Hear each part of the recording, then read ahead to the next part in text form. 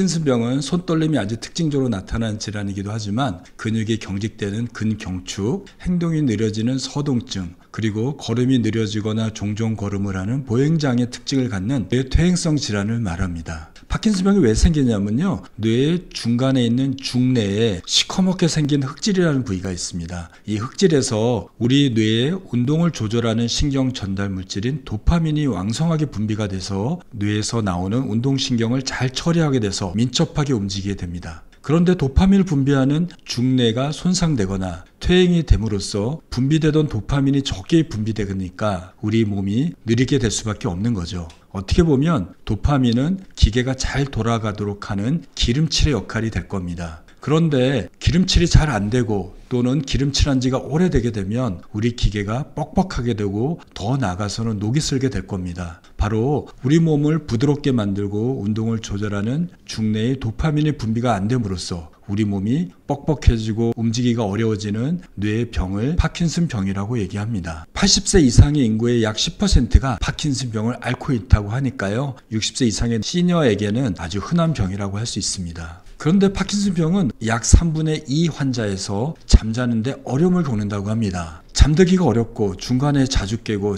깊은 잠을 못 자게 돼서 낮에 피곤하기 뿐만 아니라 더 나아가서 잠자다가 꿈을 꾸는 행동을 하는 렘수면 행동장애가 발생하게 되는데, 이러한 불면 증상, 수면의 질 저하 증상, 렘수면 행동장애가 파킨슨병 발병하기 5년에서 10년 전부터 먼저 선행돼서 발생하게 되어서 수면장애나 렘수면 행동장애는 파킨슨병의 전조 증상으로 인식되고 있습니다. 그리고 파킨슨병이 있는 사람에게 수면의 질이 떨어지고 수면 장애가 발생하게 되면 인지 기능의 저하가 더 자주, 더 빨리 발생한다고 알려져 있습니다. 그럼 파킨슨병 환자들은 왜 잠을 못 자게 되는 걸까요? 파킨슨병 자체뿐만 아니라 파킨슨병을 치료하는 약물을 모두에 의해서 불면증이나 과도한 주간 졸음증과 같은 다양한 수면 장애가 유발될 수 있습니다. 파킨슨병을 앓고 있는 사람들은 근육이 경직되고 행동이 느려지고 걷거나 움직이는데 많은 어려움이 있습니다. 파킨슨병 환자들은 이러한 운동 증상 때문에 밤에 편안하게 수면 자세를 유지하는 데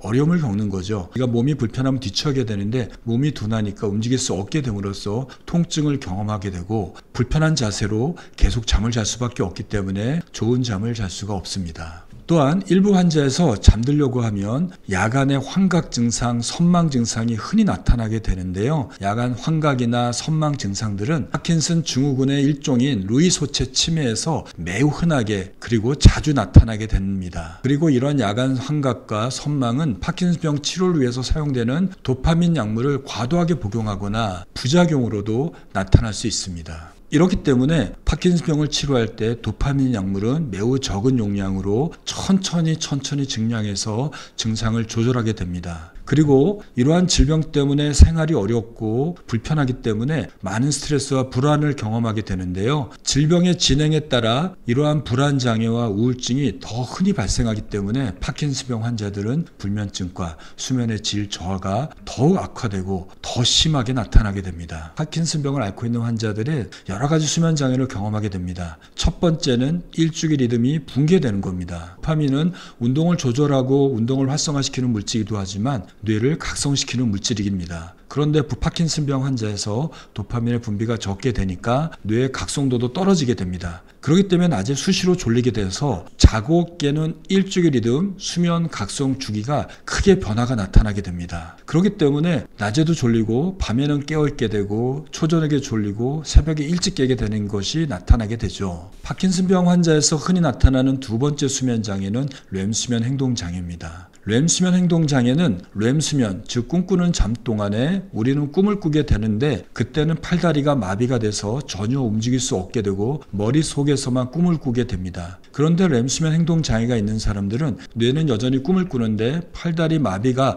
풀어지게 됨으로써 실제 꿈꾸는 행동을 자는 동안에 움직이게 되는 거죠. 그러다 보면 과격하고 싸우는 꿈을 꾸게 되면 실제로 팔다리를 심하게 흔들어서 과격한 행동이 동반되게 되어서 본인은 낙상이나 외상을 입을 수도 있고 같이 자는 사람을 때리거나 폭행할 수도 있는 위험한 수면 장애입니다. 이 렘수면 행동장애는 파킨슨병 환자의 약 50%에서 발생할 정도로 가장 흔한 수면 장애입니다. 렘수면 행동장애는 파킨슨병이 진단되기 5년에서 10년 전에 먼저 시작되는 경우가 많습니다. 렘수면 행동장애가 동반되어서 파킨슨병으로 진행되는 환자들의 경우에 인지장애나 치매의 발생률이 조금 더 높아진다고 합니다. 세 번째로 파킨슨병에서 흔히 동반되는 수면장애로는 폐쇄성 수면무호흡증을 들 수 있습니다. 잠자는 동안에 혀뿌리가 늘어져서 기도가 막힘으로써 숨을 못 쉬게 되고 그로 인해서 뇌가 깨고 다시 잠들면 또 숨을 못 쉬는 것이 반복되는 수면장애라고 할 수 있습니다. 파킨슨병을 앓고 있는 사람들은 폐쇄성 수면무호흡증의 발생이 더 높다고 합니다. 왜냐하면 잠자는 동안에 옆으로 잠을 자게 되면 기도가 넓어져서 숨을 잘 쉬는데 파킨슨병 환자들은 움직일 수가 없으니까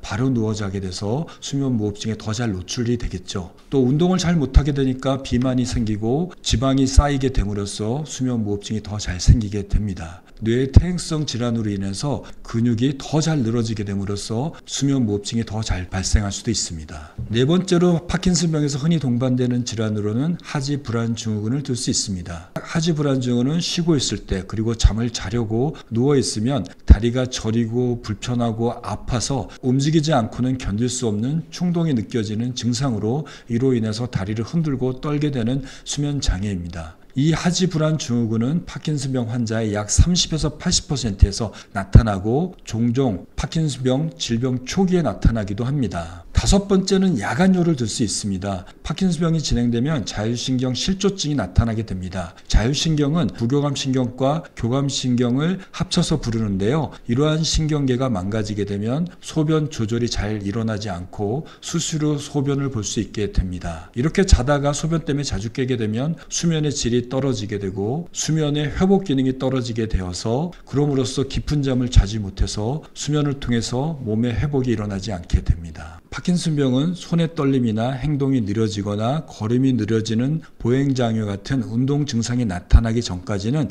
잘 진단되지 않습니다. 특히 나이가 든 노인들은 젊었을 때에 비해서 행동이 느려지고 행동이 굼떠지기 때문에 파킨슨병을 의심하지 않게 되어서 진단이 보통 2년에서 3년 정도 늦게 발견됩니다. 파킨슨병에서 이러한 운동 증상이 발생했을 때는 뇌의 흑질에서 도파민의 분비가 약 70% 정도 적어졌을 때 운동 증상이 나타나게 됩니다. 즉 파킨슨병의 운동 증상이 처음 발생했을 무렵에는 이미 뇌세포의 70% 상당 부분이 손상된 상태입니다. 도파민을 분비하는 중뇌의 흑질 주변에는 뇌의 각성을 일으키고 꿈꾸는 잠을 일으키는 렘수면을 일으키는 신경세포나 잠을 자고 깨는 것을 조절하는 생체시계가 주변에 위치하게 됩니다. 따라서 흑질의 손상이 시작되기 전에 흑질 주변에 있는 뇌신경들이 먼저 손상이 나타나기 때문에 파킨슨병의 운동 증상이 나타나기 전에 수면의 문제, 즉 잠들기가 어렵고 중간에 자주 깨고 낮에 졸리는 증상 외에도 렘수면 행동장애와 같은 수면장애가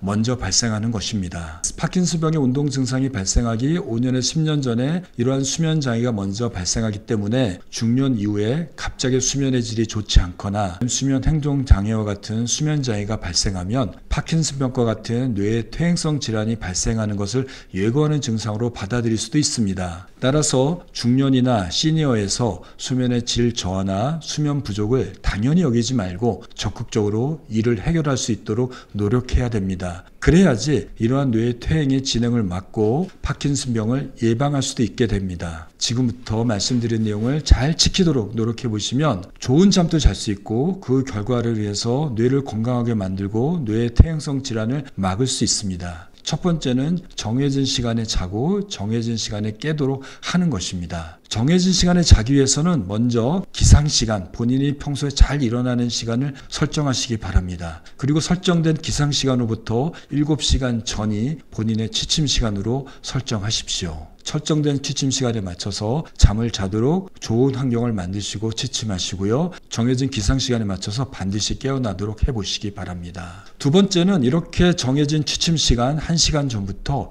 음악을 듣거나 스트레칭을 하거나 복식 호흡을 하거나 마음을 진정시키는 재미없는 책을 읽거나 또는 점진적 근육이완법, 복식호흡과 같은 마음을 진정하는 이완요법을 매일매일 같은 시간에 해보시는 취침 루틴을 실행해 보시기 바랍니다. 세 번째는 일정하게 매일매일 규칙적으로 운동하는 겁니다. 좋은 잠을 자기 위해서 하는 운동은 가급적이면 오전에 하는 것이 가장 좋습니다. 두 번째 좋은 운동의 시간은 저녁 시간입니다. 해가 질 즈음에 4시에서 6시 또는 7시 사이 하는 운동이 좋은 잠을 위해서 좋습니다. 네 번째는 낮에 밝은 햇빛에 노출되도록 하는 겁니다. 낮에 피곤하고 졸려서 방에서 누워있거나 어두운 곳에 계시지 말고 가급적이면 실내에 계신다 하더라도 햇빛이 드는 창가 안에 계시고 오전에 한번 오후에 한번 햇빛을 쬐시기 바랍니다. 만약에 밖에 나가는 것이 어렵다면 광치료기와 같은 빛을 강하게 쬐는 기계를 이용해서 졸릴 때 강한 빛을 쬐서 뇌의 각성도를 높여주시기 바랍니다. 다섯 번째는 파킨슨병 환자에서 흔히 나타나는 초저녁 졸음을 없애야 됩니다. 초저녁, 즉 7시에서 9시 사이에 많이 졸리게 되는데요. 이럴 때는 나가서 산책을 하거나 밝은 빛을 방출하는 광치료기 또는 눈에 쓰는 리타이머 같은 것을 이용해서 졸음을 쫓아내시기 바랍니다. 여섯 번째는 긴 낮잠을 피하셔야 됩니다. 낮에 너무 졸립다면 20분에서 30분 이내의 낮잠은 밤잠에 영향을 주지 않고 낮에 졸음을 해소하는 데 도움이 될 수 있지만 30분이 넘어가는 낮잠은 밤잠을 방해해서 중간에 자주 깨게 하고 수면의 질을 떨어뜨릴 수 있으니 주의가 필요합니다. 일곱 번째는 수면을 방해하는 카페인, 술, 담배를 피하시는 겁니다. 여덟 번째는 침실을 가급적 시원하게 그리고 어둡고 평안한 좋은 수면 환경으로 조성하는 겁니다. 어둡게 하기 위해서는 암막 커튼을 사용하거나 안대를 사용하시고요. 밖에서 소음이 안 들어오도록 소음을 제한하시기 바랍니다. 아홉 번째는 침실에서는 TV를 보거나 업무를 해서는 안 되고 오직 잠잘 때만 들어가시기 바랍니다. 잠을 안 자더라도 저녁 먹고 들어가서 침대에 누워있지 않도록 하시고요. 열 번째는 취침 시간 1시간 전부터는 스마트폰이나 컴퓨터 그리고 LED 조명에 노출되지 않도록 해야 됩니다. 이러한 LED 조명에서 나오는 블루라이트, 청색광은 생체 시계를 활성화시켜서 깊은 잠을 방해하고 수시로 깨게 할 수 있습니다. 11번째는 잠자기 전에 수분을 줄이는 겁니다. 파킨슨병 환자들은 야간요가 흔히 나타나기 때문에 잠자기 2시간 전부터는 수분 섭취를 최소한으로 제한하시는 것이 좋습니다. 파킨슨병 환자는 낮에 많이 졸리고 특히 초저녁에 졸음이 많습니다. 이러한 졸음은 낮에 적절한 운동과 스트레칭 그리고 졸릴 때 리타이머 같은 광치료기를 통해서 졸음을 개선하고 일주일 리듬을 건강하게 해서 수면의 질을 개선할 수 있습니다. 수면장애가 진단된 경우에 해당 수면장애를 치료하면 수면장애로 인해서 나타나는 뇌의 손상과 신체 건강의 문제를 해결하는 데 도움이 될 수 있습니다. 특히 파킨슨병에서 흔히 나타나는 렘수면 행동장애의 경우에 꿈꾸는 내용을 실제로 행동함으로써 본인도 다치고 같이 자는 가족을 때리거나 폭행할 수도 있습니다. 이런 경우에 잠자는 방에 위험한 물건을 치우도록 하시고요. 낮은 침대 또는 매트를 깔고 주무시는 게 좋습니다. 그래도 행동이 조절되지 않는다면 가급적 각방을 쓰는 것이 안전에 도움이 될 수 있습니다. 또한 렘수면 행동장애는 여러 가지 약물, 멜라토닌이나 리보트릴, 도파민 작용제와 같은 약물로도